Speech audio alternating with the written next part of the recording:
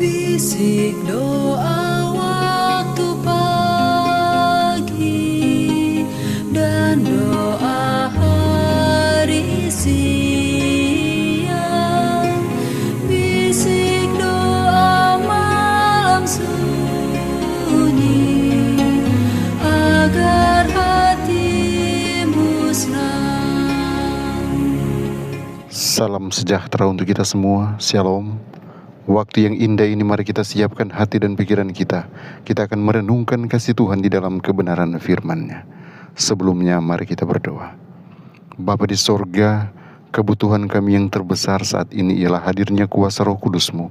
Kiranya dicurahkan di tengah-tengah kami, agar setiap firman yang akan kami baca dan renungkan kami boleh mengerti.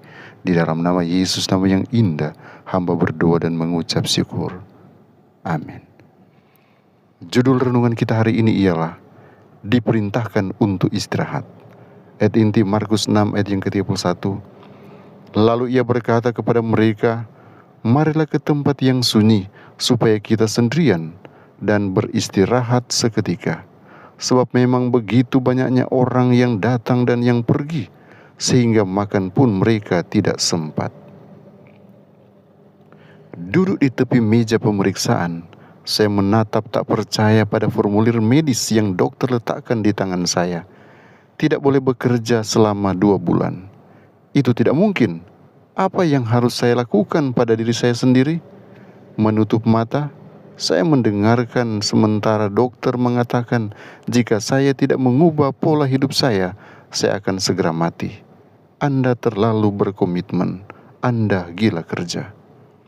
Wayne Oates mendefinisikan workaholic sebagai seseorang yang kebutuhannya untuk bekerja telah menjadi begitu berlebihan sehingga menciptakan gangguan nyata dalam kesehatan, kebahagiaan, atau hubungan seseorang. Definisi itu cocok untuk saya. Saya kecanduan untuk bekerja. Sekarang saya tidak punya pilihan. Jadi seiring berjalannya waktu, saya mulai merenung hal-hal seperti komentar George MacDonald. Pekerjaan tidak selalu dibutuhkan dari seorang pria. Ada yang namanya bermalasan yang suci, suatu usaha yang sekarang sangat diabaikan. Saya mulai membuat pilihan yang akan memberikan hidup saya keseimbangan yang sehat.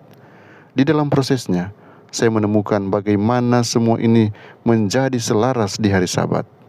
Ketika kita berkumpul dengan orang-orang percaya lainnya, itulah yang menyehatkan secara sosial. Lalu kita merangsang pikiran kita dengan pembelajaran Alkitab. Adalah baik untuk kesehatan emosional kita ketika kita berbagi dalam kelompok kecil. Kita berkumpul secara rohani ketika kita menyembah Tuhan. Dan terakhir, setelah makan sehat, kita bisa jalan-jalan di alam atau istirahat, atau apapun yang dibutuhkan tubuh kita. Saya pikir ketika Kristus menciptakan hari Sabat, Dia pasti mengetahui betapa sulitnya bagi sebagian dari kita untuk bersantai dan beristirahat pada hari kudusnya. Jadi, Dia melakukan 2 hal. Dia memberi kita hari persiapan untuk mulai bersiap, dan Dia menjadikan itu suatu perintah.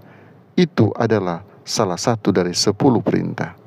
Saya akan kembali bekerja dalam beberapa hari lagi. Tetapi sekarang saya melihat hikmat dari nasihat Kristus kepada murid-muridnya, bahwa jika mereka ingin membantu orang lain, mereka sendiri membutuhkan istirahat dan kesendirian. Saya sangat beruntung dalam hal itu, meskipun saya lupa akan rencana Tuhan bagi hidup saya. Tuhan tidak pernah melupakan saya. Dia membiarkan tubuh saya menjadi benar-benar kelelahan, sehingga saya tidak punya pilihan selain berhenti sejenak dan beristirahat. Jadi, seperti Daud, saya berkata, bahwa aku tertindas itu baik bagiku, supaya aku belajar ketetapan-ketetapan-Mu. Mazmur 19 ayat 71. Daftarkan semua peran Anda dalam hidup. Apakah Anda memasukkan hal menjaga diri sendiri melalui istirahat? Kiranya Tuhan Yesus menolong kita memahami firman kebenaran ini. Mari kita berdoa. Bapa Surgawi, kami datang dengan penuh ucapan syukur karena penyertaan yang sempurna yang kami rasakan sampai detik ini. Engkau telah menjaga melindungi kami sampai detik ini. Biarlah Penjagaan yang sama akan jadi bagian kami juga ke depan. Ketika kami akan melakukan semua tanggung jawab kami, kekuatan, kesehatan Engkau anugerahkan. Berikan kami tangan yang terampil untuk bekerja. Berikan kami kekuatan dari sorga untuk kami melangkah maju, melakukan semua tanggung jawab kami. Dan biarlah kesuksesan kami boleh raih.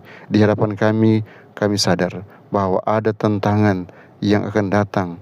Namun kami yakini Tuhan selalu di pihak orang-orang benar dan selalu menyelamatkan kami dan selalu membawa kami kepada kesuksesan. Ke dalam tangan-Mu hamba menyerahkan semua anak Tuhan yang sedang mendengarkan channel ini.